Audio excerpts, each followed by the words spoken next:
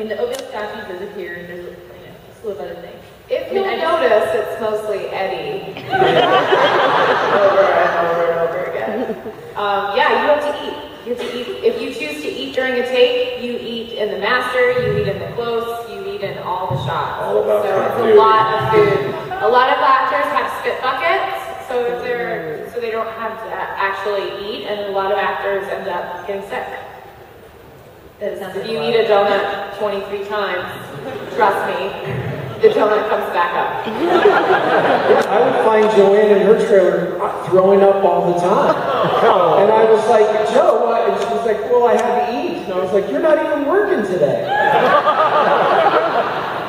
No. Teddy bear. Teddy bear. Yes, ma'am. Hello, sir. So, huge fan.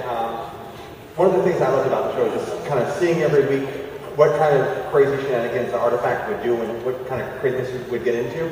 So for Derek, the writer, would you start out with like an Artifact of power and build a show around it? Or would you build a show and try and figure out an Artifact that would fit in there? Ooh, that's a good question. And then for the actors, did you read the script and go, they're going to what? No, that's just crazy. Like, did you ever get that as you were reading the script? You go first. Both. I mean, sometimes it would start with an artifact. Someone would have an idea. It's either history buffs, one of the writers who loves history, or you come across and go, oh, that could make a really interesting artifact. Other times, there'll be characters. Where are the characters in the season? What are they doing? Because we kind of map out at the beginning of the season of like, okay, where do we want to see Pete and Micah? Where do we want to see Artie? Where do we want to see Lena? Where do we want to see Jinx? And so forth and so on. Where it's going to be like, what in the course of the season, where can we plant those seeds? And then, as we were shaping the story, then we were like, okay, what is that artifact that's going to affect these characters in a way that is germane to who they are, and what is going to propel that forward? So, I mean, again, it's dealer's choice sometimes. Whatever fits best will be the answer. As far as the actors,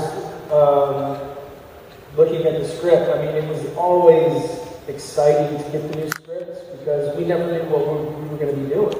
I have to learn Spanish. Oh, and tap dancing? Yeah.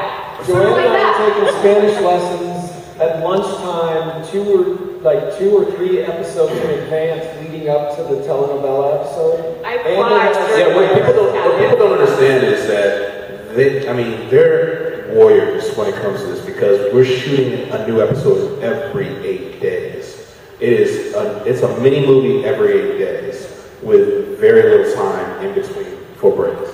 So it's like they'll get a script, or we'll write the script, and then they will be shooting an episode. They'll get that script maybe about halfway through the episode, and then also now they have to start getting ready for that episode because then we'll have table reads while we're shooting that episode. And then as soon as we wrap up, it's like the very next day, or unless it's a weekend, then we're resetting right back into the next episode. So the challenge and how they were able to pull it off, I mean, sometimes it's just like so just amazing. And I mean, for me, I was just like, you're in awe, because we're writing that stuff, and sometimes you kind of lose sight of that. You're like, oh, let's have him do this.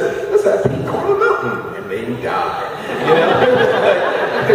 But wait, he'll come back. But then you have to swim 20,000 feet beneath the ocean, something like that. You think about all this stuff, but then you take a pause and like, oh, they have to do this, And so it's always a challenge. Again, it's like, as Jack pointed, it's pretty much a mini movie every 8 days. But they did magnificently this.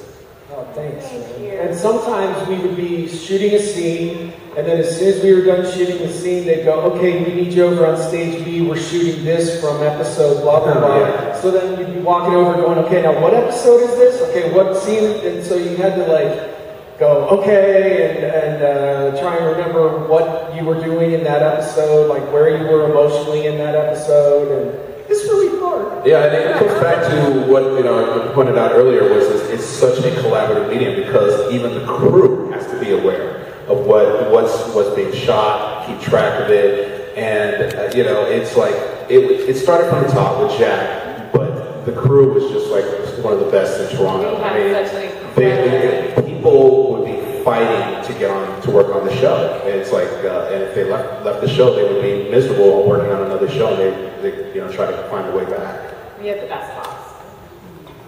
Did that answer you? Thank you. I think we have time for one more question, yeah? Sweet. One more. All right. Hello, darling. So my question is, what's your favorite episode, and what's your least favorite artifact, like bad side of it? My favorite Downside is death. My favorite episodes were not necessarily in this order.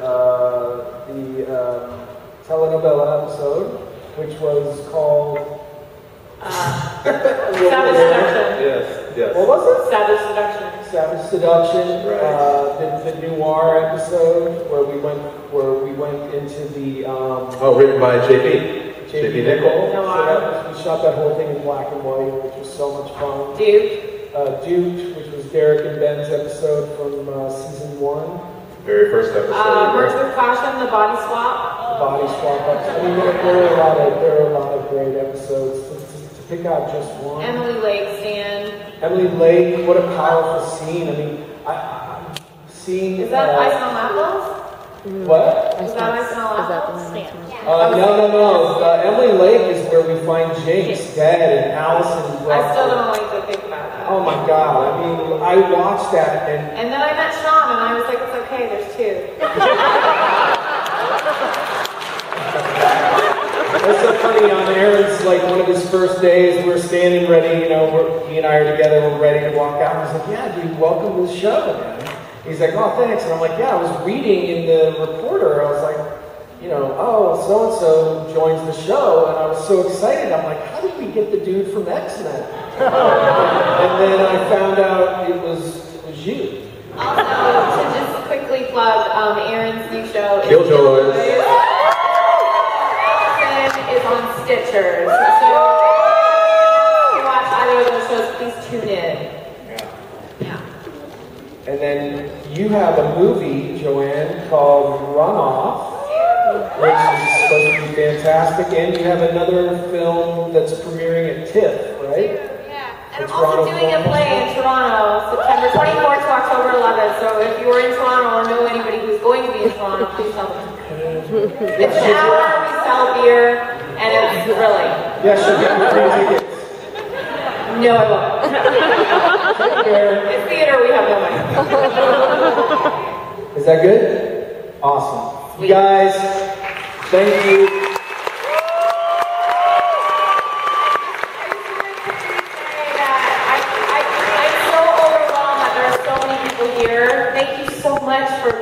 Your support. It is truly heartwarming and so overwhelming to see you all here. So thank you so much.